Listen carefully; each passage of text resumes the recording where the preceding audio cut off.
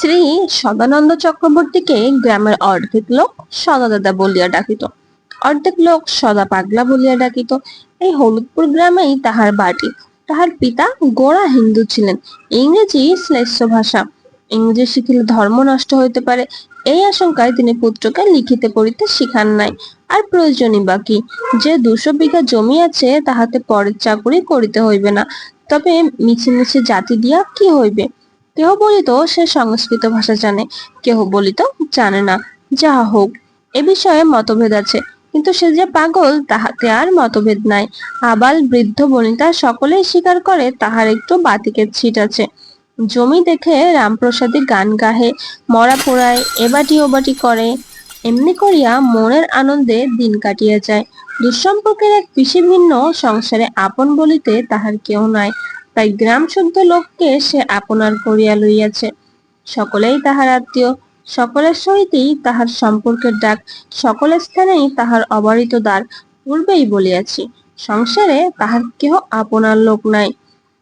বাল্যকালে সদানন্দর পিতা অনেক টাকা পণ দিয়া তাহার বিবাহ দিয়াছিলেন, কিন্তু ভাগ্যদোষে 1 বৎসরের মধ্যে বধূটির মৃত্যু হয়। সেই অবধি আজ 6 বৎসর হইল সদানন্দ একাকী আছে। টাকা জুটিয়া ওঠে নাই বলিয়াই হোক, আর ইচ্ছা ছিল না বলিয়াই হোক, সে আর বিবাহ করে নাই। তাহাদিগকে অনেক টাকা পণ দিয়া বিবাহ করিতে হইত। কেউ বিবাহের কথা পারিলে সে তাহারই উল্লেখ করিয়া বলিত, অত টাকা পাই কোথায় যে বিবাহ করিব। আজ অপরাহ্নে আকাশে ভারী মেঘ করিয়াছে, সমস্ত নিশ্চল নিস্তব্ধ। প্রকৃতি এমনই ভাব ধরিয়াছে যেন সে ইচ্ছা করিলে এখনই প্রবল ধারে জল ঢালিতে পারে, এবং ইচ্ছা না করিলে হয়তো এখনো 3-4 ঘন্টা স্থগিত রাখিতে পারে। পিসি রাসমণি ডাকিয়া বলিলেন, ও ললনা, ঘরে যে 1 ফোঁটা খাবার জল নেই, চট করে ঘাট থেকে 1 কলসি জল নিয়ে আয় না মা। ললনা কলসি কাখালে গঙ্গার ঘাটে আসিল। জল লইয়া 2 পদ অগ্রসর হইতে না হইতে মেঘ হইতে বড় বড় ফোঁটা জল পড়িতে লাগিল। ললনা হন করিয়া পথ বাহিয়া চলিতে লাগিল। আসিবার পথেই সদানন্দর বাটি। পথের ধারের 8 চালা ঘরের বারান্দায় বসিয়া সে তখন রামপ্রসাদী সুরে কালী নাম গাহিতেছিল। ললনাকে দেখিয়া সে গান থামাইয়া বলিল, ললনা, ভিজছ কেন? ললনা ঈষৎ হাসিয়া বলিল, তুমি গান থামালে কেন? সদানন্দ হাসিল।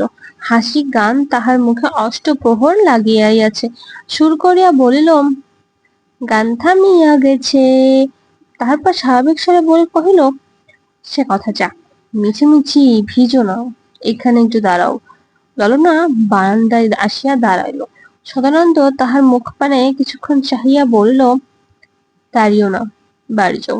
সে কি? পিসিমা বাড়ি নেই, বেশি জল আসলে যাইবে কেমন করিয়া? ললনা ভাবিল সে কথাও বটে। 2 পদ অগ্রসর হইয়া আবার পিছায় আসিল। সদানন্দ বলিল, ফিরিলে কেন? কাল রাত্রে আমার জ্বর হয়েছিল, জলে ভিজলে অসুখ বাড়তে পারে, তবে যেও না, এইখানে দাঁড়িয়ে থাকো।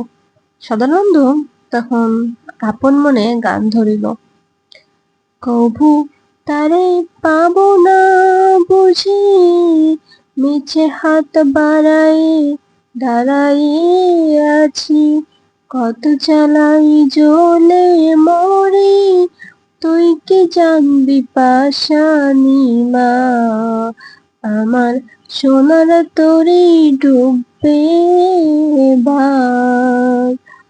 ললনা কলসি নামায়া গান শুনতেছিল। মিষ্ট গলায় মিষ্ট গান তাহার বড় ভালো লাগিতেছিল। হঠাৎ মাঝপথে থামিয়া যাওয়ায় বলিল, ও কি, থামিলে যে? আর গাইব না। কেন? আর মনে নাই। ললনা মৃদু হাসিয়া বলিল, তবে গাইলে কেন? আমি অমন গেয়ে থাকি। তারপর কিছুক্ষণ আকাশপানে চাহিয়া বলল, মেঘের উপর পদ্ম ফোটে, তুমি দেখেছ? ললনা সহস্রে বলল, কই, না। তুমি দেখেছ? হ্যাঁ, দেখেছি। কবে দেখলে? প্রায়ই দেখি, যখন আকাশে মেঘ হয় তখনই দেখতে পাই। সদানন্দের গম্ভীর মুখশ্রী দেখিয়া ললনার হাসি পাইল। মুখে কাপড় দিয়া বলিল, তা কি হয়? কেন হবে না? পদ্ম তো জলেই ফোটে, মেঘেতেও জলের অভাব নেই, তবে সেখানে ফুটবে না কেন?